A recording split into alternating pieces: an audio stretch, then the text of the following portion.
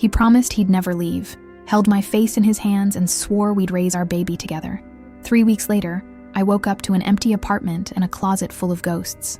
That trahison sent me spiraling into the darkest period of my life. Evicted, humiliated, pregnant, and completely alone.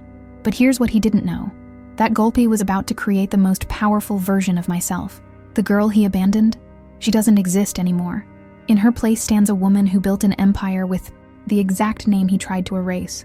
And when he showed up begging for another chance, let's just say the tables had turned in ways he never saw coming. I still remember the exact moment I saw those 2 pink lines. My hands were shaking so badly I could barely hold the test. I was 24, working double shifts at a diner just to make rent. And honestly, I was terrified. But when I told Marcus, God, the way his eyes lit up, he grabbed my face with both hands and said, "We're gonna do this. Together. I promise you, baby. I'm never leaving your side."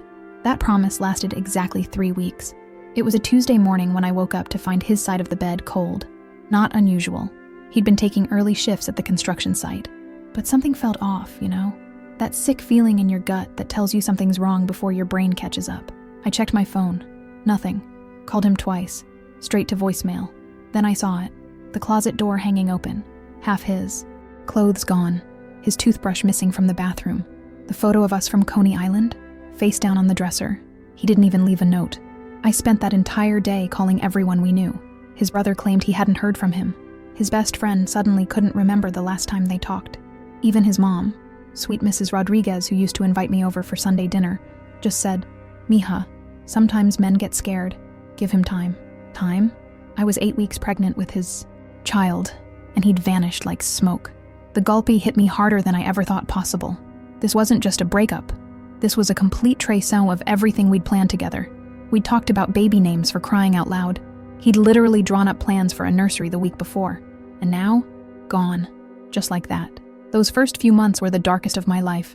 Morning sickness hit me like a freight train.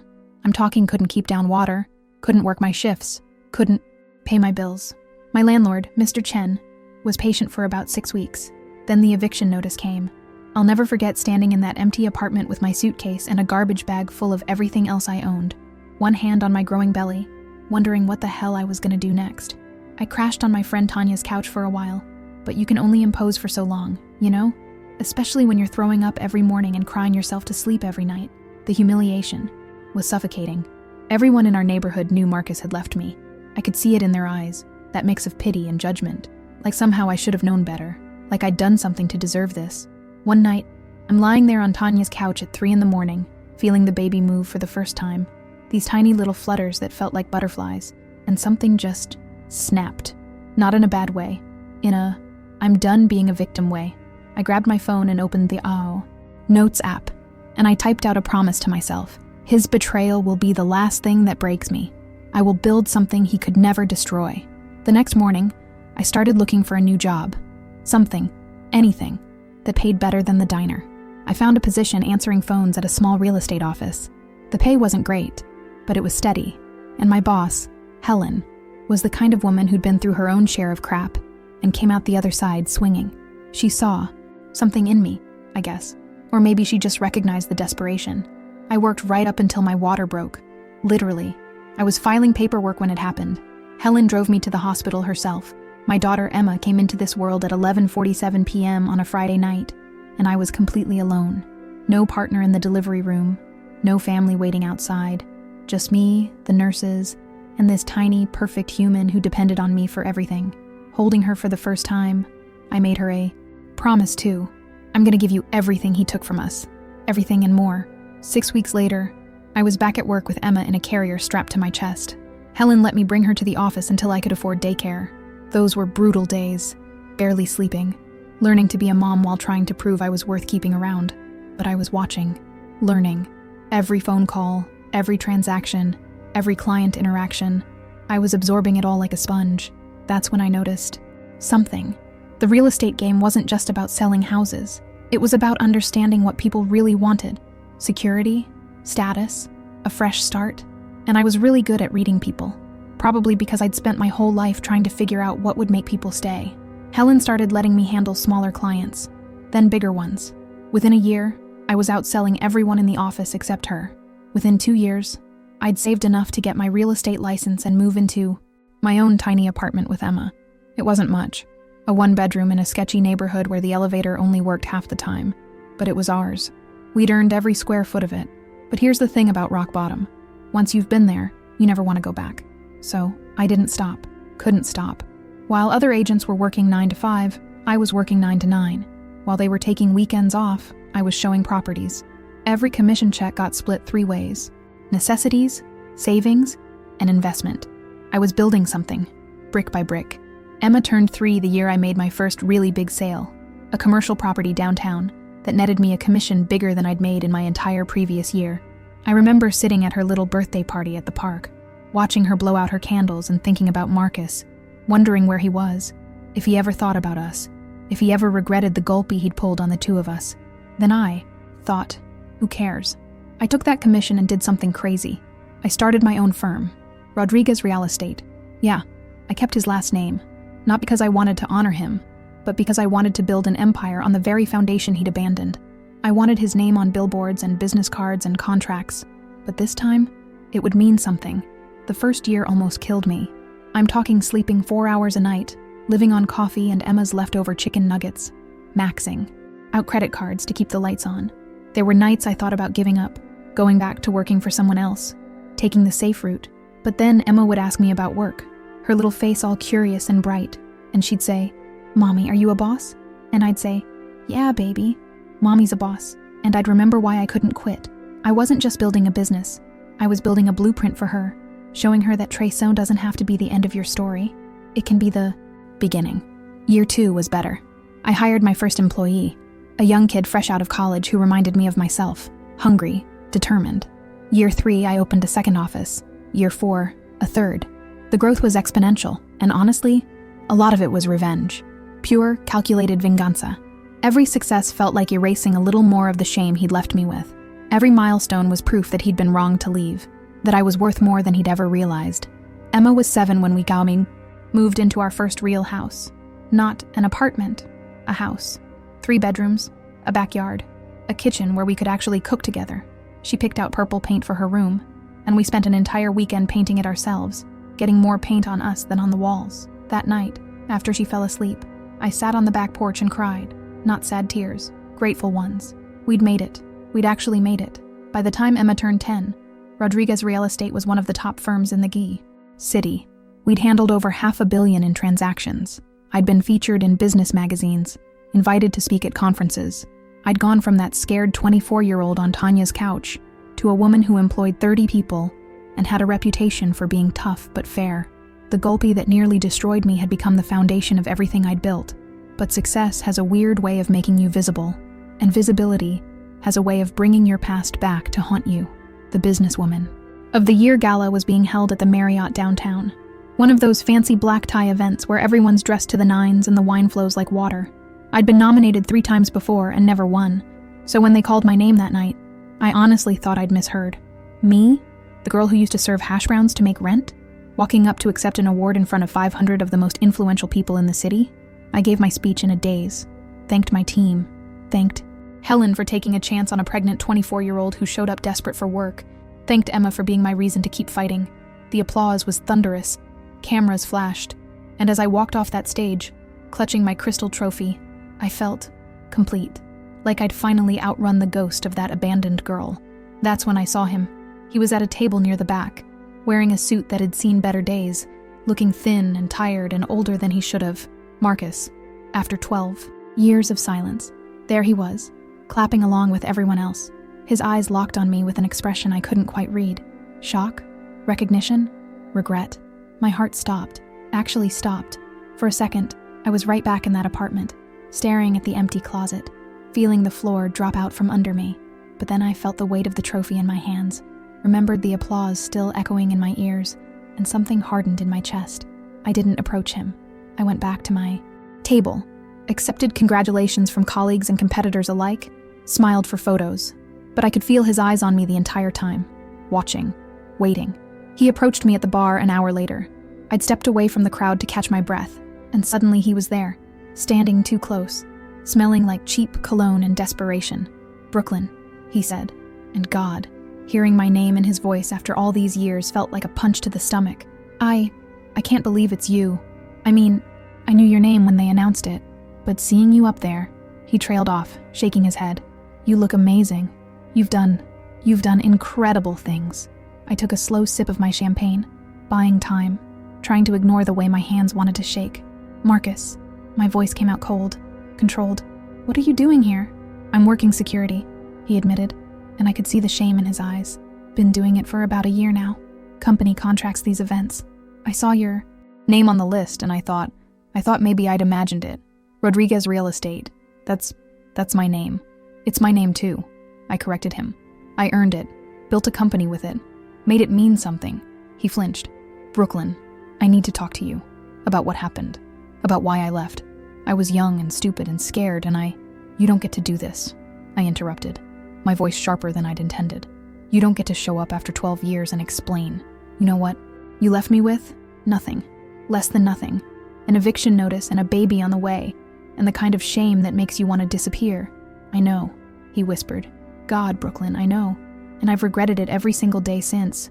I tried to find you, tried to reach out, but you'd changed your number, moved, and I thought maybe you were better off without me." I laughed, but there was no humor in it. "Better off? You have no idea what I went through.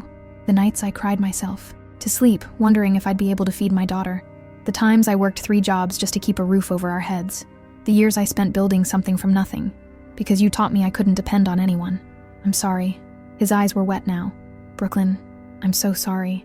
If I could go back, but you can't," I said flatly. "That's the thing about Trey-Sone, Marcus. You don't get to take it back. You just have to live with it." He reached for my hand, but I pulled away. "I heard you. Have a daughter. She must be, 12 now? I'd love to meet her, if you'd let me. I know I don't deserve it, but her name is Emma," I said, and something fierce rose up in my chest. "She's brilliant and kind and strong, and she has no idea who you are. To her, you're just the guy who wasn't there, and that's how it's going to stay. Please," he begged, and I'd never seen him like this. Broken, desperate, the way I must have looked that day I got evicted. "Just give me a chance to make it right. I've got nothing, Brooklyn. Lost my job, my apartment, everything. I'm barely hanging on. But seeing you tonight, seeing what you've become, it made me realize what I threw away. Please, I'll do anything. I'll work for you. Start at the bottom. I can't lose you again." And there it was, the moment I'd fantasized about for years. Him, begging, me, with all the power, the perfect opportunity for venganza.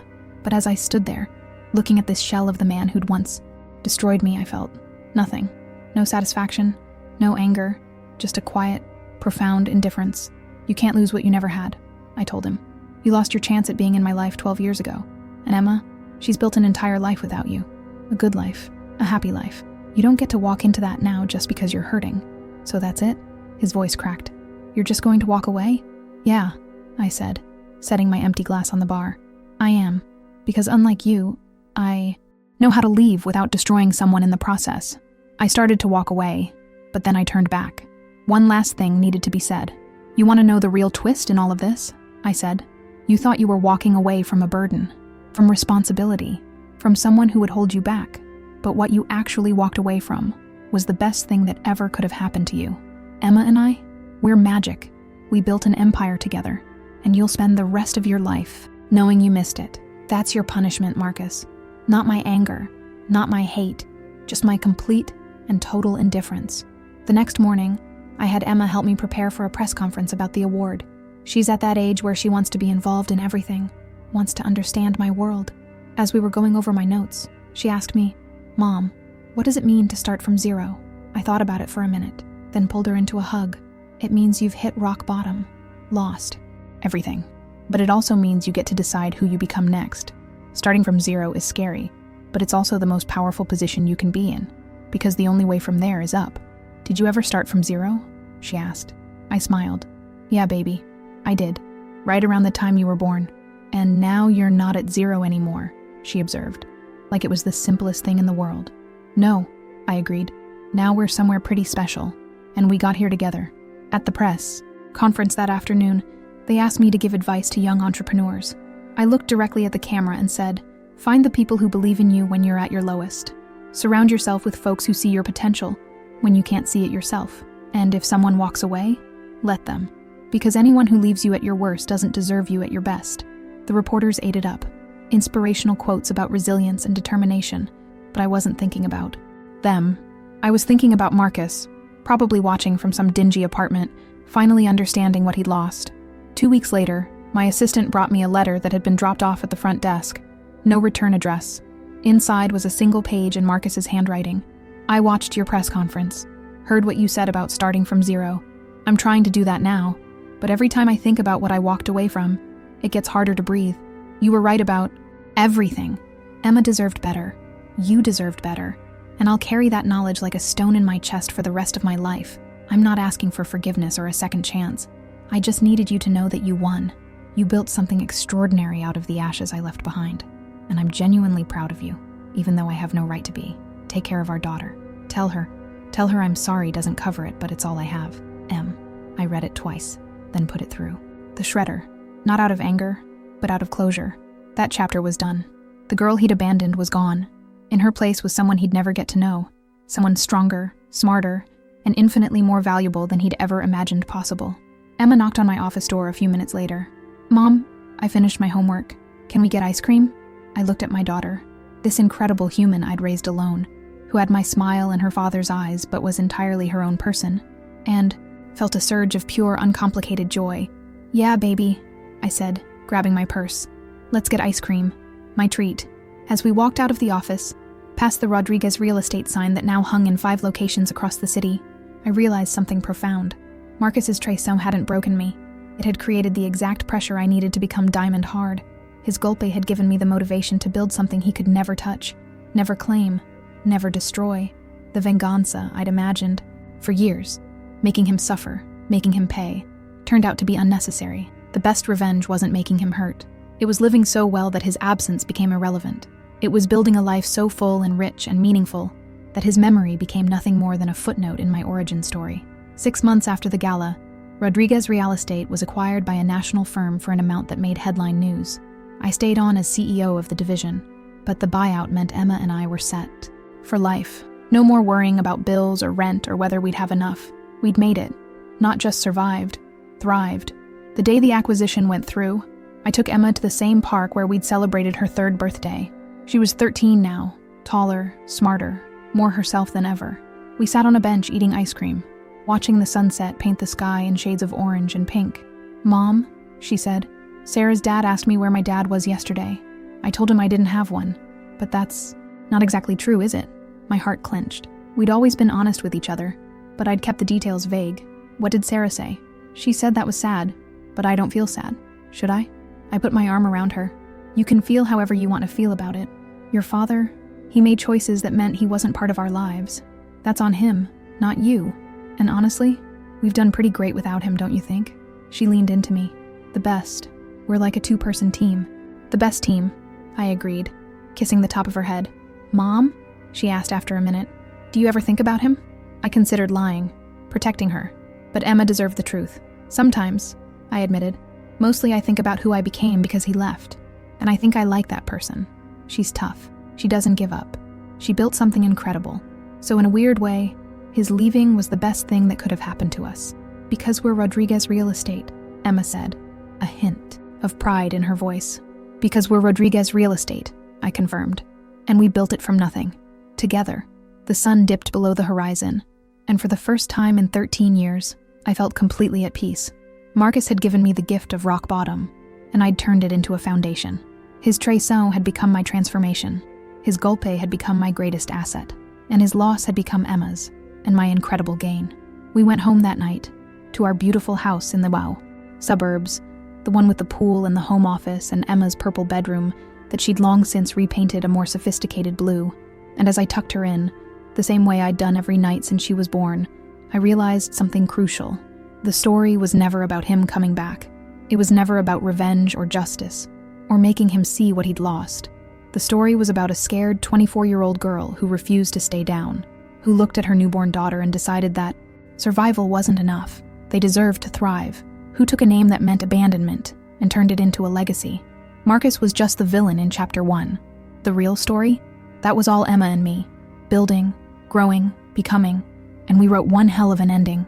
These days, when young women come to me asking for advice, single mothers, abandoned wives, anyone who's been betrayed and left behind, I tell them what I learned. The golpe that breaks you can also make you. The traición that destroys your old life can force you to build a better one. And the venganza you think you want, it's nothing compared to the satisfaction of becoming someone your past self wouldn't even recognize. Someone extraordinary, someone unstoppable, someone who turned rock bottom into a launching pad. Rodriguez Real Estate isn't just a company. It's a monument to resilience, a middle finger to everyone who counted me out, and a love letter to my daughter, proving that the two of us could create magic. From disaster, Marcus taught me what I was capable of when pushed to my absolute limit, and for that, and only that, I'm grateful. He just doesn't get to be part of what we built on the other side of it. So that's my story, the one about hitting rock bottom and deciding that wasn't where I belonged, about turning a traición into a transformation, and a golpe into a foundation for everything that came next. Emma and I didn't just survive, we built something extraordinary together. And honestly, his abandonment was the best thing that could have happened to us, because it forced us to become unstoppable. Thank you for sticking with me through this whole journey. It means more than you know to share this with people who get it, who understand that sometimes the worst moments of our lives become the catalyst for our greatest achievements. Now I've got to ask you something. Have you ever had someone walk out on you at your lowest point? Did you use that pain to fuel something greater, or are you still carrying it around? Drop your story in the comments. I read every single one, and honestly, your stories inspire me as much as I hope mine inspired you. And hey, if this resonated with you at all, smash that like button. Subscribe to the channel if you want more real talk about overcoming the impossible. And hit that notification bell so you don't miss the next story. Because trust me, we're just getting started. Remember, your rock bottom isn't your ending. It's your foundation. Now go build something incredible on it.